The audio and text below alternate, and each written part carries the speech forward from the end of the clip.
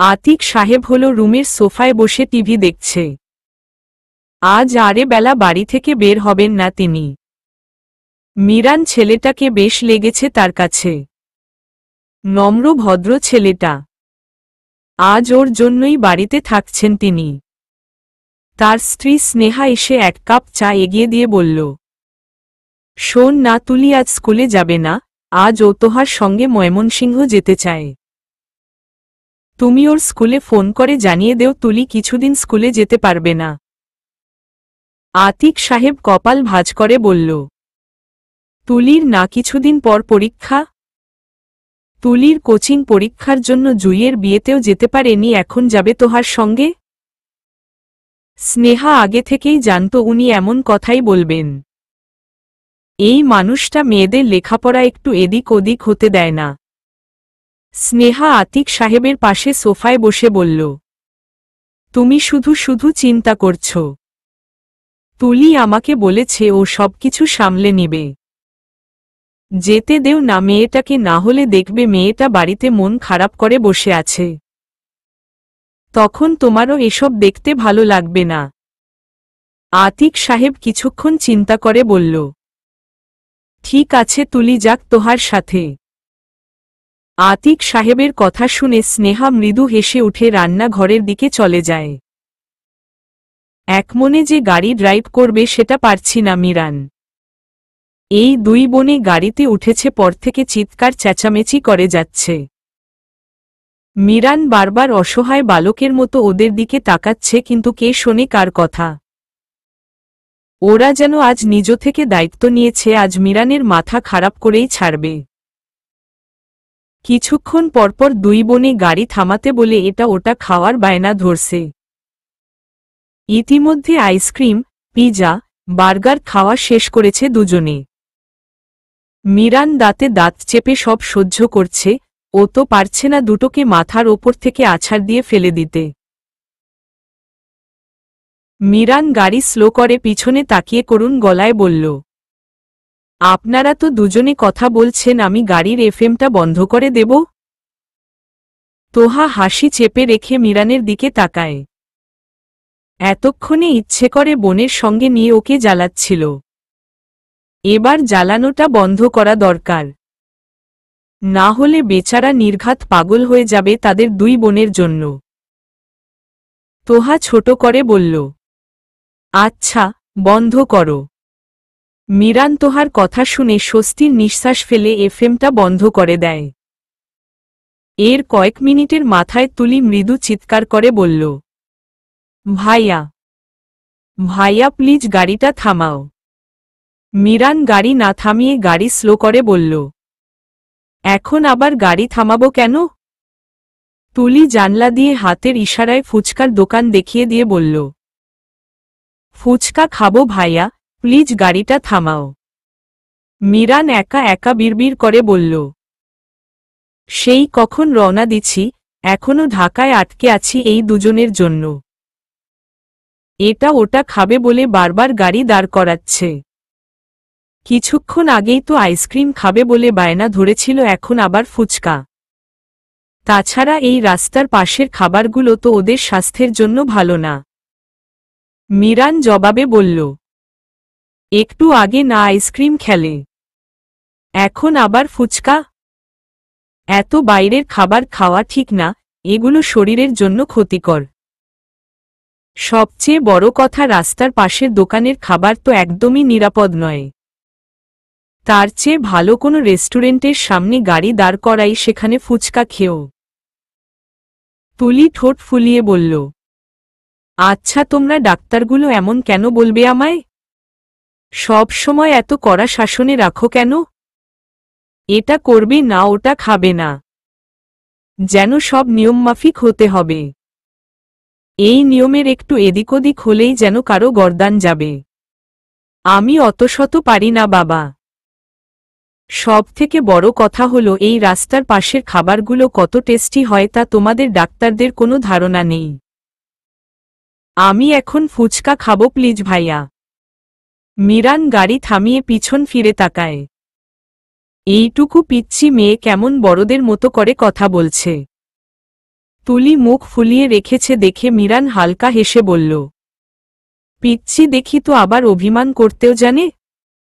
থাক, আর অভিমান করে থাকতে হবে না, চলো ফুচকার দোকানে। তুলি ঠোঁটে হাসি এনে বলল, থ্যাংক ইউ ভাইয়া, তুমি খুব খুব খুব ভালো। মিরান হাসিটা আরেকটু প্রসারিত করে বলল, চলো এখন, আমাকে আর পাম দিতে হবে না। মিরানের কথা তোহা আর তুলি দুজনেই হেসে দিয়ে গাড়ি থেকে নামে। তোহা আর তুলি এক প্রকার দৌড়ে ফুচকার দোকানের সামনে গিয়ে দাঁড়ায়। মিরান ধীরেসুস্থে ওদের কাছে এসে দেখে অলরেডি ওরা ফুচকার অর্ডার দিয়ে দিয়েছে। মিরান ওদেরকে আর কিছু না বলে আশেপাশে চোখ বুলায়। প্রকৃতির সৌন্দর্য যতই দেখি ততই দেখতে ইচ্ছে করে মিরানের। অন্ধকার চারদিকে জেঁকে ধরেছে। সোডিয়াম লাইটের আলোতে পথিকরা তাদের গন্তব্য অনুযায়ী হেঁটে চলেছে। কেউ বা প্রিয়জনের হাত ধরে। মিরান চোখ বুলাতে বুলাতে এক নিদারুণ দৃশ্যে চোখ আটকে যায়। 14 কিংবা 15 বছর বয়সী একটা ছেলে ফুচকার দোকানের পাশে বসে চা বিক্রি করছে। মিরান বেশ কিছুক্ষণ ধরে খেয়াল করছে ছেলেটাকে। কেউ ছেলেটার সঙ্গে খারাপ ব্যবহার করলেও ছেলেটা হাসি মুখে মেনে নেয়। মিরান চোখ সরিয়ে তোহার দিকে তাকায়। দুই বোনের মধ্যে কিছু নিয়ে তর্ক বিতর্ক হচ্ছে। মিরান ওদের আর কিছু না বলে ছেলেটার কাছে যায়। এক হাতে বড় একটা ফ্লাক্স, অন্য হাতে একটা বালতির মধ্যে কিছু ওয়ান টাইম কাপ। মিরান গিয়ে ছেলেটার সামনে দাঁড়ালে ছেলেটা মৃদু হেসে ফ্লাক্স আর বালতি নামিয়ে রেখে বলল, চা খাবেন ভাইজান?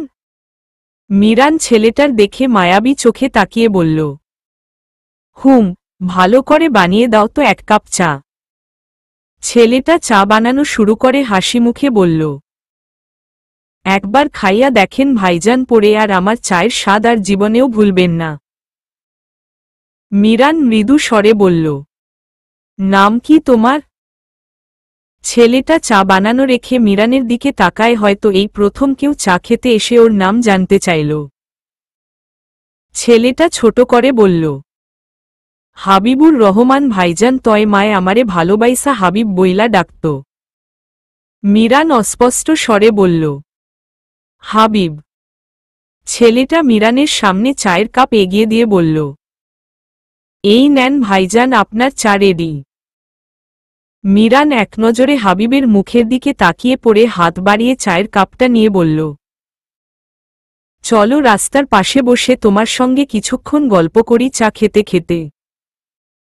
হাবিব বিস্ময় চোখে মিরানের দিকে তাকায়।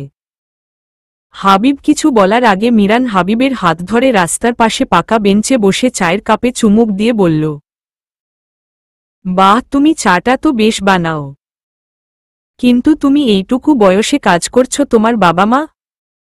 হাবিব উত্তর না দিয়ে চুপ করে থাকে। কিছু মুহূর্ত নীরবতা পালন করে হাবিব মলিন হেসে বলল, বাবা মা ছিল অনেক কাল আগে। মিরান মোলায়েম গলায় বলল, ছিল মানে? হাবিব দীর্ঘশ্বাস ফেলে বলল, এক সময় আমার বাবা মা দুজনেই ছিল। আমারে খুব ভালোবাসত। একদিন আমি প্রতিদিনের নাহান মাঠে খেলতে যাই। খেইলা বাড়ি এইসা দেখি মা মাটিতে বসে কাঁদতেছে। আমি দৌড় দিয়ে মায়ের কাছে যাইয়া জিজ্ঞেস করি কাঁদতেছে কেন? মায়ের তখন চোখ মুইছা কয়, কিছু না বাজান। পরে আমি পাশের বাড়ির চাচির কাছ থেকে শুনছিলাম আব্বাই মায়েরে মারছিল টাকার জন্য। এরপর থেকেই আমি প্রায়ই দেখতাম মায়ের কান্না। তখন অনেক ছোট্ট থাকায় কিছু কইতেও পারতাম না। যখন ক্লাস 4-এ উঠি তখন একদিন আব্বাই মায়ে অনেক ঝগড়া করে। তার 2 দিন পর থেকেই কা আর মায়েরে খুঁজা পাই না। তারপরে দিন রাইতে খবর এলো পাশের গ্রামে নদীতে একটা লাশ পাইছে। আমরা সবাই মিলা সকালে পাশের গ্রামে যাই, গিয়া দেখি লাশটা আর কারো না, আমার মায়ের। মায়েরে ওই রকম মুখ থুবড়ে পড়ে থাকতে দেখে আমি দৌড়ে যেতে চাই, কিন্তু ওখানকার লোকজন আমারে ধইরা রাখছিল, কেউ যাইতে দেয় নাই আমার মায়ের কাছে। পরে পুলিশ আইসা তদন্ত কইরা জানতে পারে আমার মায়েরে খুন করা হইছে। খুনটা কেউ না, আমার নিজের আব্বাই করছে। আব্বাই নেশার টাকার জন্য সবসময় মায়েরে মারধর করত। সেদিন নেশার ঘোরে আব্বাই মায়ের কাছে টাকা চাইলে মা দিতে পারে না। পরে এক কথায় দুই কথায় আব্বাই মায়ের গলা টিপা মাইরা ফেলায়। পুলিশ আব্বারে জেলে নিয়া যায়। আমি এলাকার লোকজনের সাহায্যে মায়ের কবর দিয়া পাশের বাড়ির চাচির কাছে বাড়ির চাবিটা দিয়া চইলা আসি এই ঢাকার শহরের। আসার সময় পাশের বাড়ির চাচি আমারে কিছু টাকা দিছিল, সেই টাকা দিয়াই এখন চা বেচি আমি। এইটুকু বলে থামে হাবিব। মিরানের চোখগুলো লাল লাল হয়ে আছে। মিরানের পিছনে তোহা আর তুলির চোখে পানি। সন্ধ্যার পর বাড়ি ফিরেছে শান্ত। জান্নাতের দেওয়া বাড়ির ঠিকানায় লোক পাঠিয়ে খোঁজ নিয়ে ওর বাবা মা যেখানে আছে তা খোঁজ পায় শান্ত। শেরপুরে আছে তারা। ময়মনসিংহ থেকে খুব একটা বেশি দূরে নয়। জোরে গাড়ি চালালে 1-1.5 ঘন্টার মধ্যেই পৌঁছে যাওয়া যাবে সেখানে। কিন্তু তার আগে ওকে খাওয়া দাওয়া করতে হবে। সারাদিনের দৌড়াদৌড়িতে পেটে কিছুই পড়েনি। শাওয়ার নিয়ে নিচে এসে শান্ত এদিক ওদিক তাকায়। ক্যারাম খেলছে বাড়ির মেয়েরা, হলো রুমে বসে। শান্ত আর চোখে জান্নাতের দিকে তাকায়। সে খেলায় মশগুল। ঠোঁটে হাসি লেগে আছে।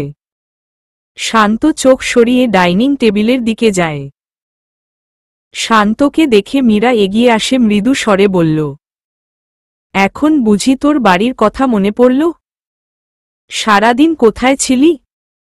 শান্ত চেয়ার টেনে বসে বলল, বাড়ির কথা বুঝি কেউ ভুলতে পারে বলো? মীরা শান্তকে খাবার বেড়ে দিতে দিতে বলল, সারাদিনেও তো কিছু খাসনি, আগে খেয়ে নে, পড়ে তোর সব কথা শুনব। শান্ত খাবার প্লেটে হাত দিয়ে মীরার দিকে তাকিয়ে ধীর গলায় বলল, আন্টি তুমি জান্নাতকে রেডি হতে বলো। খেয়ে উঠে কিছুক্ষণ রেস্ট নিয়ে আমি বের হব ওকে নিয়ে। মীরা হাতের কাজ থামিয়ে শান্তর দিকে তাকিয়ে বলল, বের হবি? কোথায় বেরোবি? শান্ত প্লেট থেকে চোখ সরিয়ে মীরার দিকে তাকিয়ে মৃদু স্বরে বলল, ও তোমাকে তো বলতে ভুলে গেছি, জান্নাতের বাবা মা যেখানে আছে সে ঠিকানা আমি পেয়ে গেছি। শেরপুরে আছে তারা। শেরপুরের ব্যাংক কর্মকর্তা আজমল সাহেবের বাড়িতে তারা আছে। শান্তর কথা শুনে মীরার মন খারাপ হয়ে যায়। জান্নাতকে তারা সবাই অল্প সময়ের মধ্যে আপন করে নিয়েছে। অনেকটা বাড়ির মেয়ের মতো হয়ে গেছে জান্নাত। তাই সে চলে যাবে শুনে মন খারাপ হয়ে গেছে মীরার।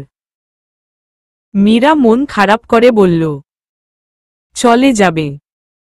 শান্ত মুখ থাকা খাবার শেষ করে মীরার দিকে তাকায়। হয়তো ওর আন্টির মন খারাপ হয়ে গেছে জান্নাত চলে যাবে শুনে। শান্ত মৃদু স্বরে বলল, জান্নাতকে খুঁজে না পেয়ে তার বাবা মার মনের অবস্থা কেমন হতে পারে তা তো তুমি বুঝতে পারছো আন্টি। তাই তাদের কথা চিন্তা করে তুমি অন্তত মন খারাপ করো না আন্টি। সত্যি তো, আল্লাহ না করুক জান্নাতের মতো যদি ওর কোনো সন্তান হারিয়ে যেতে তখন ওর কি অবস্থা হতো? নির্ঘাত দম বন্ধ হয়ে মারা যেত। মীরা হালকা হেসে বলল, আচ্ছা ঠিক আছে, তুই খেয়ে রেস্ট নে। আমি জান্নাতকে বলে দিচ্ছি রেডি হতে। মন খারাপ বসে আছে জান্নাত। পাশে শান্ত একমনে গাড়ি ড্রাইভ করছে। অনন্যা আর টিয়ার সাথে কত পরিকল্পনা করে রেখেছিল। আজ রাতে ওদের বাড়ির দুটো বাড়ি পড়ে যে বড়ই গাছটা আছে সেখান থেকে বড়ই চুরি করে আনবে। কিন্তু তার আগেই উনি আন্টিকে দিয়ে বলে পাঠালেন রেডি হতে। কোথায় নিয়ে যাচ্ছেন কিছুই বললেন না। বার কয়েক জিজ্ঞাসা করেও কিন্তু কোনো উত্তর পাওয়া যায়নি। এসব ভাবতে ভাবতে কখন যে চোখটা লেগে যাবে বুঝতে পারেনি জান্নাত। হঠাৎ কারো ধাক্কায় হুড়মুড়িয়ে উঠে পড়ে জান্নাত। কিছু বলার আগেই শান্তা বলল, কখন থেকে ডাকছি আপনাকে, নামুন এখন গাড়ি থেকে। জান্নাত চোখ বড় বড় করে তাকায় শান্তর দিকে। শান্ত সেদিকে পাত্তা না দিয়ে গাড়ি থেকে নেমে পড়ে। জান্নাত গাড়ি থেকে নেমে শান্তর দিকে তাকিয়ে বলল, আমরা এখানে কেন এসেছি? শান্ত ছোট করে বলল, আপনাকে পৌঁছে দিতে। জান্নাত বিস্ময় গলায় বলল, মানে? শান্ত মৃদু স্বরে বলল, সামনের বাড়িটা দেখছেন? এটা আপনার বাবার বন্ধু আজমল সাহেবের বাড়ি। বর্তমানে আপনার বাবা মা এখানেই আছে। শান্তর কথা শুনে জান্নাত খুশি হয়, কিন্তু মুহূর্তেই আবার মন খারাপ হয়ে যায় তার। তবে কি উনি এখন আমায় পৌঁছে দিয়ে আবার চলে যাবেন? আর কখনো দেখা হবে না তার সাথে? কয়েক মুহূর্তের ব্যবধানে বুকের ভিতর চিনচিন ব্যথা শুরু হয়ে যায়। জান্নাতের থেকে কোনো জবাব না পেয়ে শান্ত আবারও বলল, চলুন বাড়ির ভিতরে যাওয়া যাক। জান্নাত হ্যাঁ কিংবা না কিছুই না বলে শান্তর পিছনে হাঁটতে শুরু করে।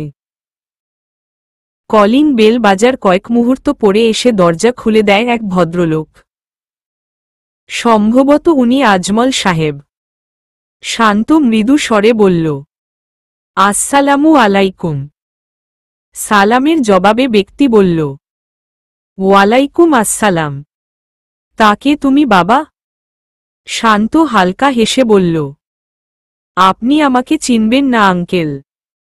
একটা বিশেষ প্রয়োজনে আপনাদের বাড়িতে আসা। সোহান সাহেব কিংবা তার স্ত্রী আপনাদের বাড়িতে আছেন? আজমল সাহেব অবাক গলায় বলল, আছে, কিন্তু তারা কি তোমার পূর্ব পরিচিত? শান্ত ধীর গলায় বলল, আপনি একটু তাদের ডেকে দিন, আমি তাদের সামনে সবকিছু বলছি। আজমল সাহেব ড্রয়িং রুমে দাঁড়িয়েই ডাকতে শুরু করেন সোহান সাহেবকে। সোহান সাহেব ড্রয়িং রুমে আসতে না আসতেই কেউ একজন তার বুকে ঝাঁপিয়ে পড়ে। কয়েক মুহূর্ত পর তিনি বুঝতে পেরে তার বুকে থাকা ব্যক্তিকে সরিয়ে দেখে এ আর কেউ নয়, তার একমাত্র আদরের মেয়ে। মেয়ের দুই গালে হাত দিয়ে কপালে ভালোবাসার পরশ দিয়ে চোখ দিয়ে পানি ছেড়ে দিয়ে বলল, জান্নাত মা আমার, কোথায় চলে গেছিলিস তুই? জানিস তুই তোর মা আর আমার অবস্থা কেমন হয়েছিল? বাবাকে কাঁদতে দেখে জান্নাত ফুপিয়ে কেঁদে বলল, বাবা, আমি বাস থেকে নেমে হারিয়ে গেছিলাম।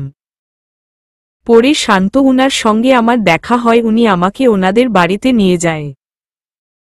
জান্নাত একে একে ফুপিয়ে কান্না করতে করতে সব বলে ওর বাবাকে। জান্নাতের সব কথা শুনে জান্নাতের বাবা চোখ যায় শান্তর দিকে। সোহান সাহেব শান্তর দিকে তাকিয়ে অবাক গলায় বলল, শান্ত তুমি? শান্ত মৃদু গলায় বলল, জি স্যার, আমি। জান্নাত বিস্ময় চোখে ওদের দিকে তাকিয়ে বলল, বাবা, তোমরা দুজন দুজনকে আগে থেকে চিনতে? সোহান সাহেব মোলায়েম গলায় বলল, শান্ত আমার জুনিয়র অফিসার। একটা কেসের তদন্ত স্বার্থে ওর সাথে আমার পরিচয় হয়। জান্নাত বিস্ময় চোখে শান্তর দিকে তাকায়। সেও একজন পুলিশ অফিসার তার বাবার মতো। শান্ত যে একজন পুলিশ অফিসার তা এই 2 দিনে ঘুণাক্ষরেও টের পায়নি জান্নাত। সোহান সাহেব শান্তর দিকে কৃতজ্ঞতার দৃষ্টিতে তাকিয়ে বলল, তোমাকে কি বলে যে ধন্যবাদ দেব তার ভাষা খুঁজে পাচ্ছি না আমি। শান্ত, তুমি আমার কাছে আমার কি ফিরিয়ে দিল তা তুমি নিজেই জানো না। শান্ত অপ্রস্তুত হেসে বলল, এভাবে বলবেন না স্যার, এটা আমার দায়িত্ব ছিল। এভাবে ধন্যবাদ দিয়ে প্লিজ আমাকে লজ্জা দিবেন না স্যার। সোহান সাহেব তার মেয়ের দিকে তাকিয়ে ধীর গলায় বলল, জান্নাত মা, তুই আর এখানে দাঁড়িয়ে থাকিস না, তোর মায়ের কাছে যা। তোর মায়ের অবস্থা সাংঘাতিক খারাপ। তোর কথা ভেবে বারবার জ্ঞান হারাচ্ছিল। ডাক্তার এসে দেখে গেছে তাকে। ঘুমের ইনজেকশন দিয়ে গেছে ঘুমানোর জন্য, আর শরীরের দুর্বলতার কারণে স্যালাইন চলছে এখনো। জান্নাত আর এক নজর শান্তর দিকে তাকিয়ে পড়ে দ্রুত পায়ে ভিতরের চলে যায় তার মায়ের কাছে। কখন থেকে অনন্যাকে খুঁজে চলেছে টিয়া। এই মেয়েটা যে কখন কোথায় থাকে বুঝতে পারে না টিয়া। কিছুক্ষণ আগেই তো হলরুমে রাজীবের সাথে বসে গল্প করছিল, কিন্তু এখন তার কোনো হদিস নেই। একরাশ বিরক্তি নিয়ে বাড়ির সামনের বাগানে এসে এদিক ওদিক তাকায়। না, এখানেও দেখা নেই তার। এখন আর কোথায় যেতে পারে ও? আঙ্কেল আন্টির রুমে? উহু, মনে হয় না সেখানে গেছে। তাহলে আর কোথায় যেতে পারে? ছাদে? হ্যাঁ, ছাদেই হবে হয়তো বিচ্ছু মেয়েটা। টিয়া ব্যস্ত পায়ে হাঁটতে শুরু করে ছাদের উদ্দেশ্যে। আজ নির্ঘাত টিয়া অনন্যাকে মেরে ভর্তা করে দেবে। এই মেয়ের কোনো কাণ্ডজ্ঞান নেই। নিজের সাথে যে ফোনটা রাখতে হয় সেটা কি তাকে ছোট বাচ্চাদের মতো করে বুঝিয়ে বলতে হবে? ওদিকে তাকে ফোনে না পেয়ে ওর মাথা খারাপ করে দিচ্ছে অনন্যার উনি। এসব ভাবতে ভাবতেই টিয়া এসে ছাদের দরজার সামনে দাঁড়ায়। যা ভেবেছিল তাই, মেঘাকে নিয়ে এখানে বাদুড়ামি করে বেড়াচ্ছে। ইনি এখানে আনন্দ করছেন, বেড়াচ্ছেন, ওদিকে তার উনি ওর মাথা খারাপ করে দিচ্ছে ওকে ফোনে না পেয়ে। টিয়ার রাগে কটমট করতে করতে অনন্যার দিকে এগিয়ে যায়। অনন্যার মাথায় হালকা একটা থাপ্পড় দিয়ে রাগী গলায় বলল, এই ফাজিল, তোর ফোন কোথায়? অনন্যা বাচ্চাদের মতো ঠোঁট ফুলিয়ে বলল, তুই আমাকে মারলি। এই মাসুম বাচ্চাটাকে মারতে তো একটু হাত কাঁপল না? অনন্যার কথা শুনে টিয়ার রাগ আরও কয়েকগুণ বেড়ে যায়। টিয়ার দাঁতে দাঁত চেপে বলল, না, একটুও হাত কাঁপল না। আমার তো এখন ইচ্ছে করছে তোকে এই ছাদ থেকে ধাক্কা দিয়ে ফেলে দেই, তাহলে আমার মনে একটু হলেও শান্তি আসত। অনন্যা অভিনয় করে বলল, হে আল্লাহ, তুমি আমাকে এই দিনটা দেখার জন্য বাঁচিয়ে রেখেছিলে। আমার বেস্ট ফ্রেন্ড আমার পিঠ পিছে আমাকে মারার ষড়যন্ত্র করছে। টিয়া এবার অনন্যাকে ধমক দিয়ে বলল, এই শোন, তোর এত ড্রামা দেখার আমারও সময় নেই। তোর প্রতীক নাফরতীক আমাকে ফোন করে মাথা খারাপ করে দিচ্ছে। এই নে তোর ফোন। তোরে ড্রামা শেষ হলে ওর সাথে কথা বলে নিস, না হলে নির্ঘাত ওই বেচারা তোর শোকে বাংলাদেশের চলে আসবে। এই বলে টিয়া আর না দাঁড়িয়ে সিঁড়ি দিয়ে নিচে নামতে শুরু করে। টিয়ার কথা শুনে মেঘা ঠোঁট চেপে হাসতে শুরু করে। টিয়ার কথা শুনে অনন্যা ফোন হাতে নিয়ে তাড়াতাড়ি করে প্রতীকের নাম্বারে ফোন করে। নিচে নামতে নামতে টিয়া ভাবতে শুরু করে, এই বেস্ট ফ্রেন্ড নামক প্রাণীটার যতই রাগারাগি করুক না কেন সে দাঁত কেলিয়ে সব হজম করে নেয়। মিরুর কথাই ধরা যাক না, দুষ্টুমিতে সবার আগে তার নাম। পৃথিবীর সবার সাথে ঝগড়া করলেন তাকে ছাড়া মিরুর মোটেও চলে না। ওর বেলাও ঠিক তাই। আবার ওকে জ্বালাতন না করলে মিরুর পেটের ভাত হজম হয় না। বড়ই অদ্ভুত এই বেস্ট ফ্রেন্ড নামক প্রাণীটা। এসব ভেবেই একা একা হেসে দেয় টিয়া। কিন্তু হাসিটা বেশিক্ষণ স্থায়ী হল না টিয়ার ঠোঁটে। রাসেল সামনে দাঁড়িয়ে আছে, একদম সিঁড়ি আটকে দাঁড়িয়ে আছে। টিয়ার এখন আর ইচ্ছে করে না রাসেলের সঙ্গে কথা বলতে। কেনই বা বলবে কথা, শুধু শুধু মায়া বাড়াতে? কিন্তু রাসেল যে পথ ছেড়ে সরে দাঁড়াচ্ছেন না। টিয়া মাথা নিচু করে বলল, ভাইয়া পথ ছাড়ুন, নিচে যাব। রাসেল টিয়ার কথা শুনে ওর রাগী চোখে তাকায়। ইচ্ছে করছে এই মেয়েকে মাথার ওপর থেকে আছাড় দিয়ে ফেলে দিতে। ওকে বলে কি না ভাইয়া? দাঁতে দাঁত চেপে বলল, ভাইয়া? এই আমি তোমার কোনো জন্মের ভাইয়া? খবরদার আমাকে একদম ভাইয়া বলে ডাকবে না বলে দিলাম। টিয়া চোখ ছোট ছোট করে বলল, কেন? ভাইয়া বললে কি এমন ক্ষতি? টিয়ার কথা সমাপ্তি ঘটে রাজীবের কথায়। রাজীব টিয়াকে দাঁড়িয়ে থাকতে দেখে বলল, তুমি এখানে আর আমি তোমার রুমে গিয়ে খুঁজে এলাম। টিয়া কপাল ভাঁজ করে বলল, কেন? আমাকে খুঁজছিলেন কেন? রাজীব মৃদু স্বরে বলল, তুমি আর মিরু তখন বললে না ইংলিশ সিরিজের কথা বললে? আমি সেই সিরিজটা ডাউনলোড করে নিয়েছে।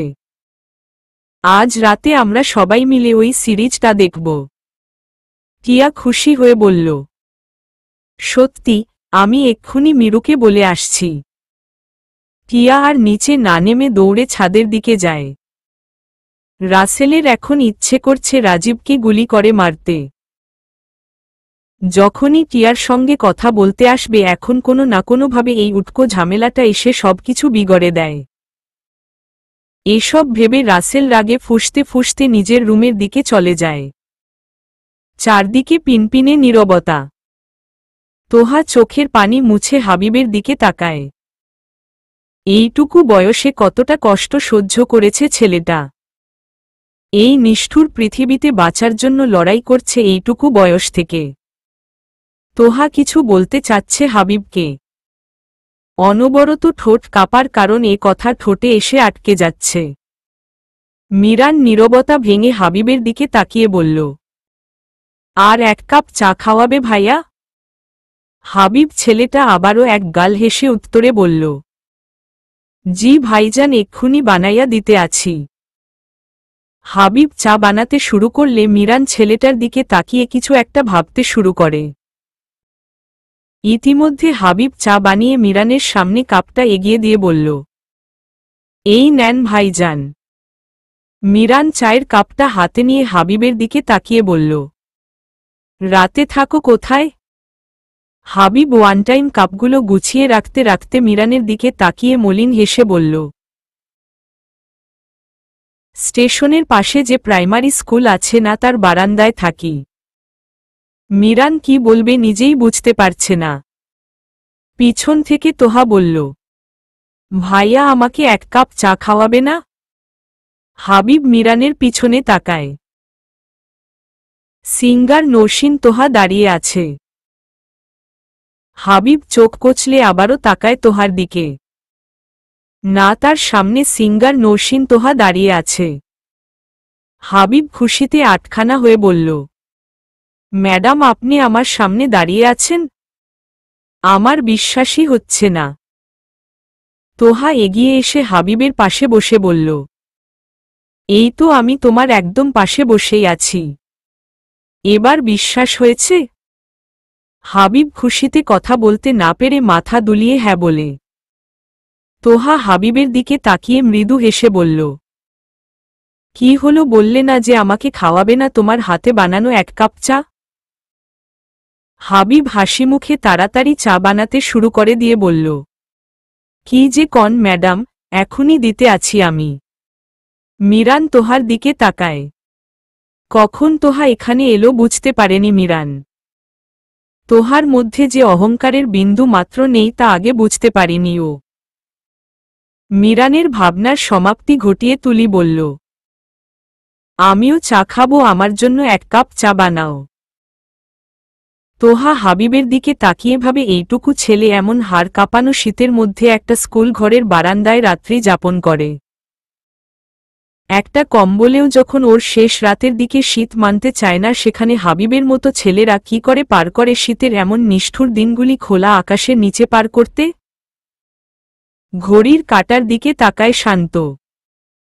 খুব একটা বেশি বাজে না, এখন রওনা না দিলেও বাড়ি ফিরতে ফিরতে অনেক দেরি হয়ে যাবে। কিন্তু ওকে বসিয়ে রেখেছে সবাই কোথায় গেল? আর কিছুক্ষণ অপেক্ষা করে দেখি, কেউ না কেউ অবশ্যই আসবে এদিকে। খানিক সময় কেটে যাওয়ার পর হঠাৎ করে কেউ বলল, সরি বাবা তোমাকে এভাবে বসিয়ে রাখার জন্য। শান্ত ঘাড় ঘুরিয়ে তাকায়। সোহান সাহেব আসছে এদিকে। তাহলে কথাটা নিশ্চয়ই সেই বলেছে। শান্ত তাকে দেখে উঠে দাঁড়িয়ে বলল, না স্যার, ঠিক আছে। সোহান সাহেবটি টেবিলের দিকে তাকায়। নাস্তাগুলো যেমনটি দিয়েছিল নদী ভাবি তেমনই পড়ে আছে, শুধু চায়ের কাপটা খালি। সোহান সাহেব শান্তর দিকে তাকিয়ে ধীর গলায় বলল, এ কি? সবকিছুই তো পড়ে আছে, কিছুই তো খেলে না তুমি। শান্ত মৃদু স্বরে বলল, খেয়েছি স্যার, আর কিছু খাবো না। এখন আমাকে উঠতে হবে। সোহান সাহেব কিঞ্চিত কপাল ভাঁজ করে বলল। সে কি এখনই চলে যাবে? শান্ত হাত ঘড়ির দিকে আর এক নজর তাকিয়ে বলল। রাত তো আর কম হলো না, এখন না বেরোলে ফিরতে ফিরতে রাত হয়ে যাবে। শান্ত তো ঠিকই বলছে, রাত তো আর কম হলো না। সোহান সাহেব শান্তর দিকে তাকিয়ে ধীর গলায় বলল। ঠিক আছে, তবে তুমি কিন্তু অবশ্যই সময় করে আমাদের বাড়িতে এসে বেরিয়ে যাবে। শান্ত মাথা দুলিয়ে মৃদু হেসে বলল।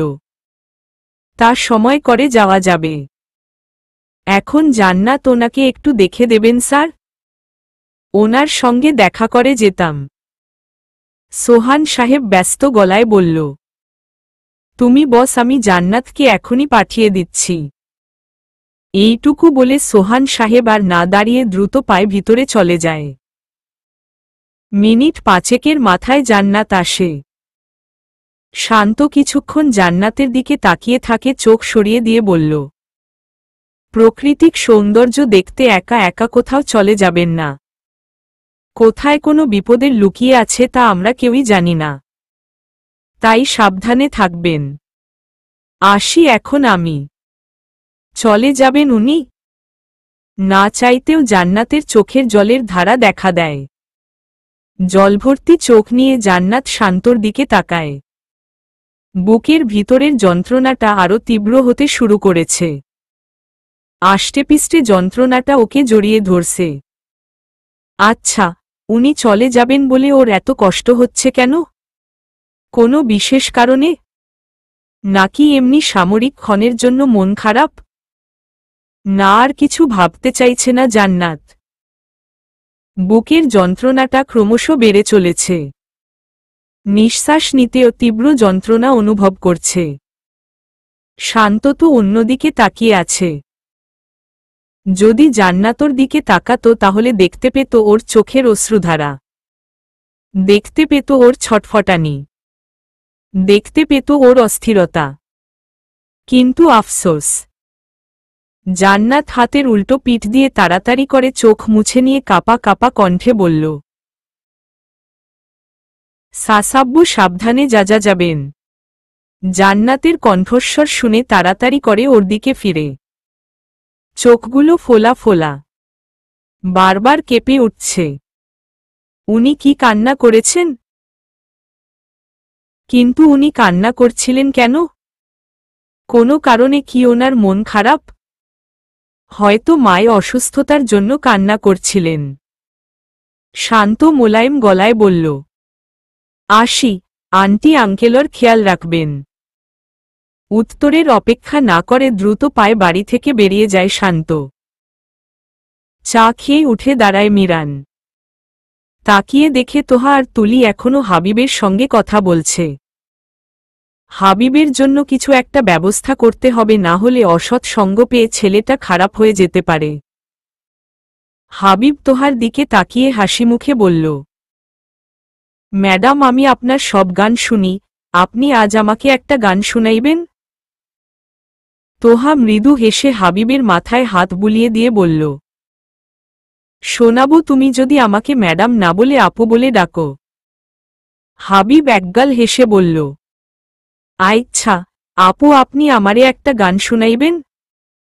কোথাও আমার হারিয়ে যাওয়ার নেই মানা, মনে মনে মেলে দিলয়েম গানের সুরের এই ডানা মনে মনে। তেপান্তরের পাথার পেরোই রূপকথার পথ, ভুলে যাই দূরপারে সেই চুপ কথার পারুলবনের চম্পারে মোর হয় জানা মনে মনে। সূর্য যখন অস্তে পড়ে ধুলি মেঘে মেঘে, আকাশ কুসুম তুলি সাত সাগরের ফেনায় ফেনায় মিশে, আমি যাই ভেসে দূরদিশে পরীর দেশের বন্ধ দুয়ার দিই হানা মনে মনে। রবীন্দ্রনাথ ঠাকুর। হাবিব হাততালি দিয়ে বলল। খুব ভালো হইছে আপু, একদম আমার চায়ের মতো। হাবিবের কথা শুনে তোহা আর তুলি দুজনেই শব্দ করে হেসে দেয়। মিরান সেদিকে খেয়াল না করে হাবিবের দিকে তাকিয়ে ধীর গলায় বলল, যদি তোমার থাকার জন্য একা ব্যবস্থা করে দেই তুমি সেখানে থাকবে? সেখান থেকে তুমি লেখাপড়া করতে পারবে। সেখানে কয়েকজন আন্টি আছে, তারা তোমাকে খুব ভালোবাসবে। যাবে সেখানে? হাবিব বিস্ময় চোখে মিরানের দিকে তাকায়। এই প্রথম ওকে এমন একটা প্রস্তাব দিল ওকেও। এতে অবাক হওয়ারই কথা। হাবিব চিন্তায় পড়ে যায় মিরানের কথা শুনে। কি করবে ও? বাড়ির সামনে দাঁড়িয়ে চিৎকার চেঁচামেচির শব্দ পাচ্ছে শান্ত। নিশ্চয়ই বাড়ির সব ছোটগুলো একসাথে হয়েছে। এদের নিয়ে কি যে করবে শান্ত। এসব ভাবতে ভাবতে বাড়ির ভিতরে ঢুকে দেখেছ এদের কাণ্ড, বাড়ির সদর দরজা খোলা। যা ভেবেছিল তাই। সবগুলো খাবার টেবিলে বসে চেঁচামেচি করে যাচ্ছে। শান্তকে বাড়ির ভিতরে ঢুকতে দেখে সবাই এক নজর শান্তর দিকে তাকায়। মীরা ছোটদের খাবার বেড়ে দিতে দিতে শান্তকে উদ্দেশ্য করে বলল, জান্নাতকে ঠিকভাবে পৌঁছে দিয়েছে এসেছিস? শান্ত মাথা দুলিয়ে বলল, হ্যাঁ আন্টি। মীরা শান্তর দিকে তাকিয়ে বলল, কোনো সমস্যা হয়নি তো? শান্ত মৃদু স্বরে বলল, না, তবে জান্নাতের মা জান্নাতের কথা ভেবে অসুস্থ হয়ে পড়েছে। জান্নাতের বাবা তাকে ডাক্তার দেখিয়েছেন, এখন সবকিছু নিয়ন্ত্রণে আছে। অনু আফসোস করে বলল, আহারে, এ কয়দিন তার ওপর দিয়ে কি ঝড় গেছে একমাত্র আল্লাহই জানে। মীরা শান্তর দিকে তাকিয়ে বলল, এখন আর এখানে দাঁড়িয়ে থাকিস না, জাগিয়ে তাড়াতাড়ি ফ্রেশ হয়ে ওদের সাথে খেয়ে নে। শান্ত জবাবে বলল, আচ্ছা, আমি ফ্রেশ হয়ে আসছি। শান্ত আর কথা না বাড়িয়ে রুমের দিকে হাঁটা শুরু করে। মিরান গাড়ি চালানোর মাঝে ঘাড় ঘুরিয়ে পিছন ফিরে তাকায়। তুলি কানে ইয়ারফোন গুজে গান শুনছে। হয়তো আবারও জালিম ফালিমের গানটা শুনছে। মিরান আর একটু ঘাড় ঘুরিয়ে দেখে তোহা হাবিবকে এক হাত দিয়ে জড়িয়ে ধরে আছে, আর হাবিব তোহার গায়ের মাথা দিয়ে ঘুমিয়ে পড়েছে। মিরান সোজা হয়ে বসে আবার গাড়ি চালাতে শুরু করে। মেয়েটাকে এতদিন শুধু গুন্ডি ভেবে এসেছে, কিন্তু মেয়েটার যে এত ভালো একটা মন আছে তা বুঝতে পারেনি মিরান। ওর মাম্মা পাপার দ্বিতীয় ম্যারেজ ইউনিভার্সিটি পর তার একটা এতিমখানা তৈরি করে তারা। মিরান চেয়েছিল হাবিবকে আজ রাতে ওখানে দিয়ে আসতে, কিন্তু মাঝে তোহা বাদ সাধল। এত রাতে হাবিবকে ওখানে পাঠানোর দরকার নেই। আপাতত ওদের সাথে ময়মনসিংহে চলুক, তারপরে ফিরে এসে একটা ব্যবস্থা করা যাবে। তোহার কথা মিরানের মতে ধরে, তাই হাবিবকে সঙ্গে নিয়ে ওরা ময়মনসিংহের যাচ্ছে। মিরানের ভাবনার সমাপ্তি ঘটে তুলির কথায়। তুলি ইয়ারফোন খুলে মিরানের দিকে তাকিয়ে বলল, ভাইয়া, আর কতক্ষণ লাগবে আমাদের পৌঁছাতে? মিরান মৃদু স্বরে বলল, আর আধা ঘন্টা সময় লাগতে পারে। কেন? তুলি ছোট করে বলল, এমনি ভাইয়া। মিরান আর কিছু না বলে গাড়ি চালানোতে মন দেয়। আর তুলি আবারও ইয়ারফোন কানে গুজে গান শুনতে শুরু করে। ভালোবাসার মানুষের সঙ্গে যতই কথা বলুক না কেন, কথা বলার সমাপ্তিতে মনে হয় আর একটু কথা বললে হয়তো ভালো হতো। আরও কত না বলা কথা রয়ে গেছে মনের চিলে কোঠায়।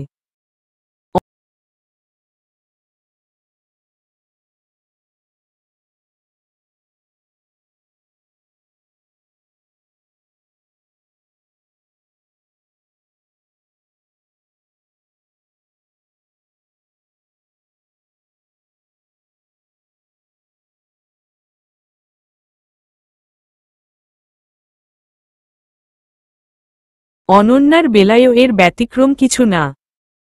অনন্যার কাছের মানুষটি থাকে সেই ৭ সাগর ১৩ নদী পড়ে। গভীর রাত ছাড়া মানুষের সঙ্গে কথা বলার সুযোগ পায় না অনন্যা। সারাদিন মানুষটা কাজে ব্যস্ত থাকে, সন্ধ্যার পরে কিছুক্ষণ রেস্ট নিয়ে শুরু হয় ওদের ফোন আলাপ। প্রতীকের কথা অনন্যাদের বাড়ির সবাই জানে। তাদের এ বিষয়ে কোনো আপত্তি নেই। আপত্তি হওয়ার কথা নয়। প্রতীকের মতো ছেলে হয় না। প্রতীক তার বাবার ব্যবসা থাকা সত্ত্বেও আর্মিতে চাকরি করে। ইতিমধ্যে তার সাহসিকতার জন্য নানা সম্মাননা সম্মানিত করা হয়েছে তাকে। 1000 মাইল দূরে থেকেও অনন্যার খেয়াল রাখে সে। প্রেম আর প্রিয়ার একমাত্র ছেলে প্রতীক। অনন্যার 1 বছরের জন্মদিনে প্রেম আর প্রিয়া প্রতীককে সাথে নিয়ে দেশে আসে। প্রতীক অনন্যার জন্মদিনের দিন প্রথম অনন্যাকে দেখে। ওইটুকু বয়সে প্রতীকের মনে অনন্যার জন্য কেমন অনুভূতি হয়েছিল তা শুধু ওই জানে। প্রতীক অনন্যাকে প্রথম কোলে নিয়েই শব্দ করে চুমু দিয়েছিল গালে। তখন প্রতীকের এমন পাগলামিতে উপস্থিত সবাই হেসে দিয়েছিল। তখন থেকে প্রতীক ওকে লিটল অ্যাঞ্জেল বলে ডাকে। ধীরে ধীরে অনন্যা বড় হতে শুরু করে আর অন্যদিকে প্রতীকের পাগলামি বাড়তে শুরু করে।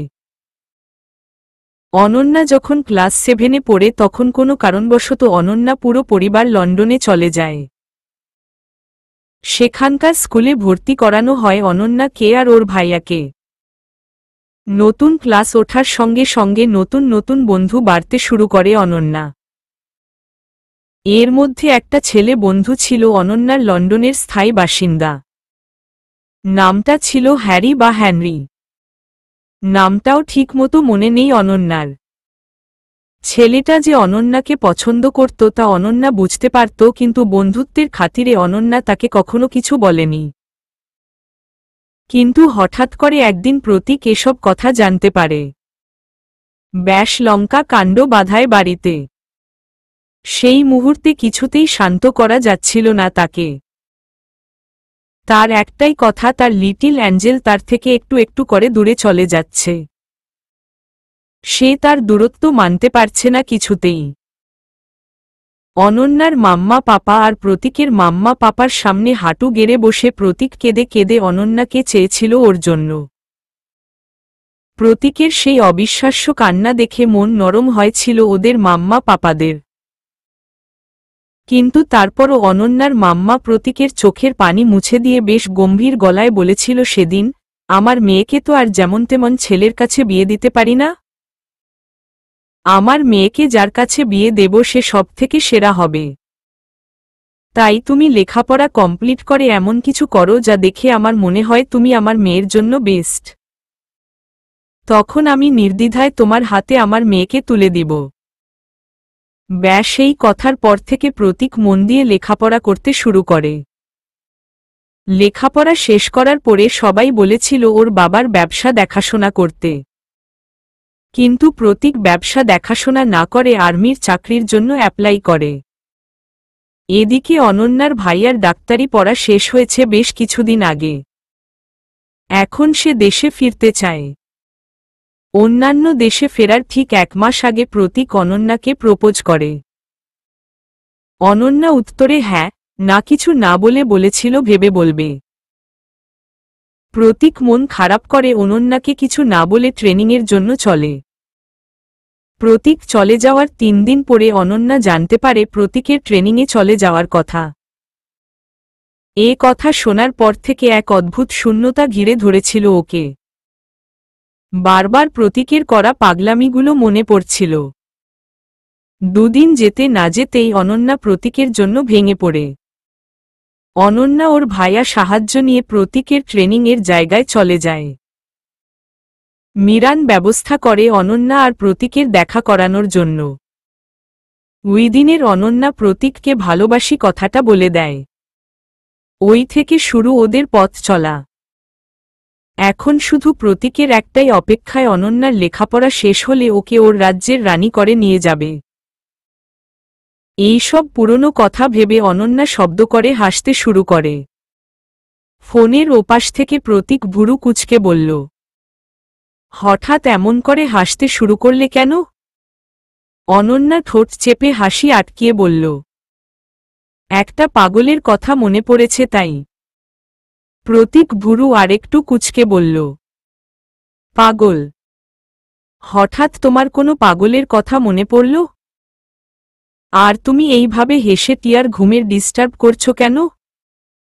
অনন্যা ভেঙ্গিয়ে বলল, আপনাকে আর আপনার শালির জন্য চিন্তা করতে হবে না। আপনার শালি এখন আমার পাশে নেই। সে নিচে হলো রুমে বসে মুভি দেখছে। আমিও ছিলাম তার পাশে পড়ে আপনার ফোন পেয়ে ওর পাশ দিয়ে উঠে আসি। অনন্যার কথা শুনে প্রতীক হাসে। শব্দ করে হাসে। হাসির প্রতিটা শব্দ অনন্যার বুকে শীতলতা এনে দেয়। প্রতীক হাসি থামিয়ে বলল, তোমার বাচ্চা মেয়ের মতো কথা বলা এখনো গেল না। এখনো সেই ছোট্টটি রয়ে গেলে। অনন্যা ঠোঁট ফুলিয়ে বলল, আমার এই সবকিছুর জন্য পাগল একজন জানেন আপনি? প্রতীক মৃদু স্বরে বলল, কে সে? অনন্যা ঠোঁট ফুলিয়ে হেসে বলল, আছে কেউ একজন, সে আমাকে ছোটবেলা থেকে ভালোবাসে। আমার জন্য কোনোটা ভালো তা আমার থেকে বেশি জানে। আমাকে হারিয়ে ফেলার ভয় সেই ছোটবেলায় আমার মাম্মা আর পাপার কাছ থেকে আমাকে চেয়ে নিয়েছে। প্রতীক লাজুক গলায় বলল, এখনো তোমার ওই সব কথা মনে আছে? অনন্যা মৃদু স্বরে বলল, বারে আমার পাগলের কথা আমি কখনো ভুলতে পারি? অনন্যার কথা শুনে প্রতীক চুপ হয়ে যায়। অনন্যার বলা কথাগুলো ওর হৃদয়ে ছুঁয়ে গেছে। কিছু মুহূর্ত চুপ থেকে তা উপলব্ধি করতে চায় প্রতীক। এর মধ্যে প্রতীকের কানে যায় ফোনের ওপাশ থেকে গাড়ির শব্দ। প্রতীক কৌতূহলী হয়ে বলল, গাড়ির শব্দ? এত রাতে আবার কে এলো? অনন্যা ধীর গলায় বলল, ভাইয়া ভাবি এসেছে হয়তো। আচ্ছা এখন ফোন রাখছি আমি। নিচে গিয়ে দেখে আসি কে এসেছে। প্রতীক মৃদু স্বরে বলল, ঠিক আছে। ফোন কাটে না কেউ, দুজনের মাঝে নীরবতা। প্রতীক জানে অনন্যা তার মুখে ভালোবাসি না শুনে ফোন কাটবে না। প্রতীক আর অনন্যাকে অপেক্ষা না করিয়ে মাতাল কণ্ঠে বলল, I love you little angel. Ananya চোখ বুজে শব্দগুলোর গভীরতা অনুভব করছে। মাত্র 3টি শব্দ। এই শব্দ 3টি একদিন না শুনলে সবকিছু কেমন বিষাদময় লাগে ওর কাছে। চোখ খুলে অনন্যা, প্রতীকের বলা কথার উত্তর দিতে হবে তাকে। ঠোঁটে হাসি টেনে বলল, আই লাভ ইউ মিস্টার উঠবি হাজবেন্ড।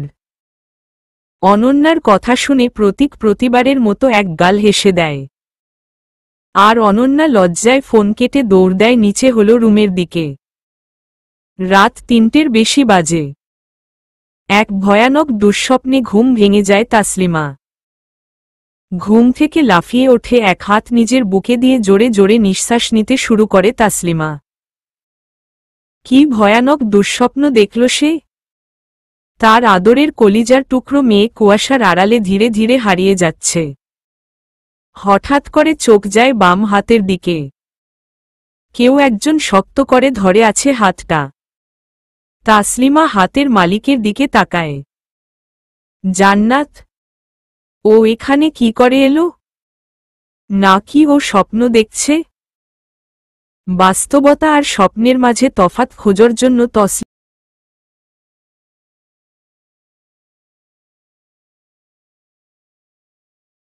দিকে জান্নাতের গালে হাত রেখে চোখের পানি ছেড়ে দেয় তাসলিমা। মেয়েটার চোখের কোণে কেমন পানি শুকিয়ে দাগ পড়ে আছে। হয়তো অনেকক্ষণ ধরে কান্নাকাটি করেছিল। তাসলিমা চোখের পানি মুছে মাথা নুয়ে জান্নাতকে চুমুতে ভরিয়ে দিতে শুরু করে।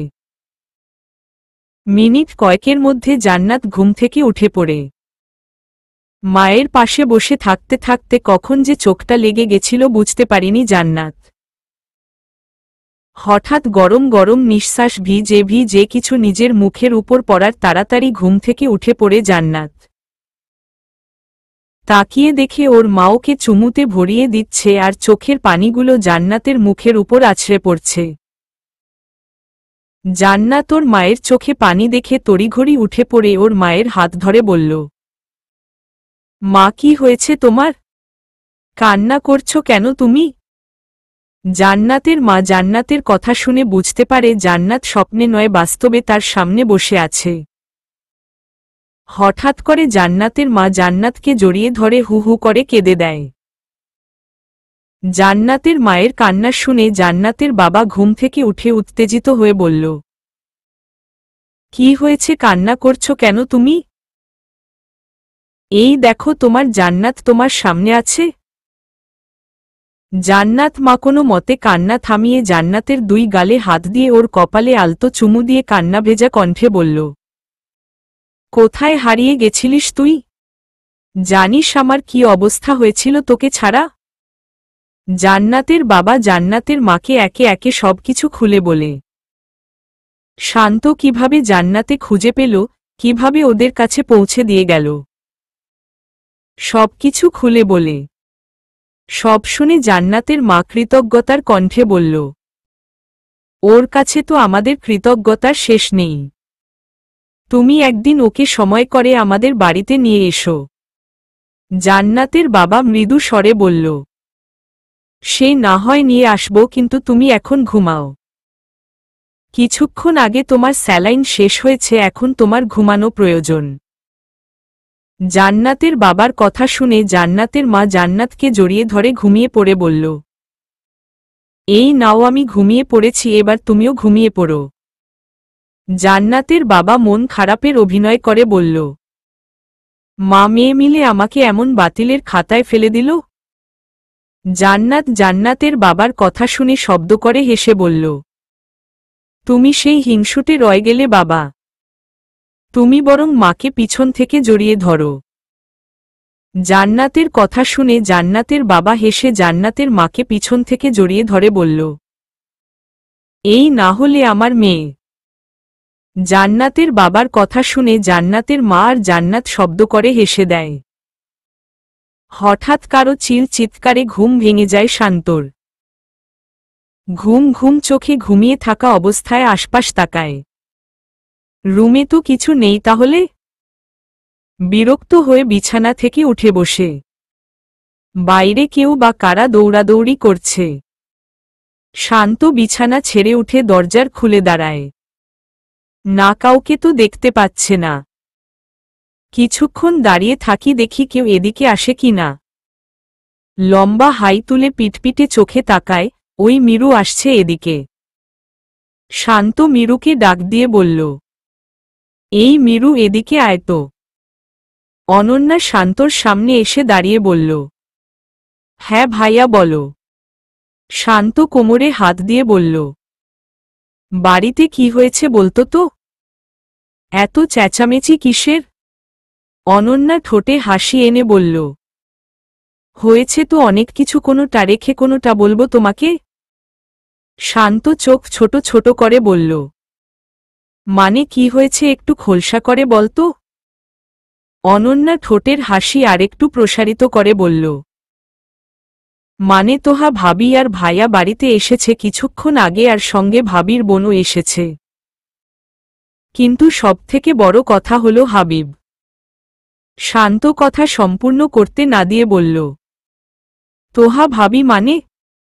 অনন্যা মৃদু স্বরে বলল, ওমা, তুমি জানো না? তোহা ভাবি ভাইয়াকে ভালোবাসে। ইভেন মাম্মা পাপা দুজনেই রাজি আছে। শান্ত বিস্ময় গলায় বলল, মিরান জানে এসব কথা? অনন্যা ধীর গলায় বলল, না ভাইয়া এখনো কিছু জানে না। তবে শুনেছি কাল সন্ধ্যার পর ভাবি ভাইয়াকে প্রপোজ করবে। শান্ত কিছুক্ষণ ভেবে অনন্যার দিকে তাকিয়ে বলল, তুই যা এখন, আমার ঘুম পাচ্ছে। অনন্যা আর কিছু না বলে ওখান থেকে চলে যায়। শান্ত ওখানে দাঁড়িয়ে একা একা বিড়বিড় করতে শুরু করে, তোহার সঙ্গে ওর কথা বলতে হবে। তোহা কি আবেগের বশে মিরানের সঙ্গে সম্পর্ক করতে চাইছে? তাহলে তোহা ভুল মানুষকে পছন্দ করেছে।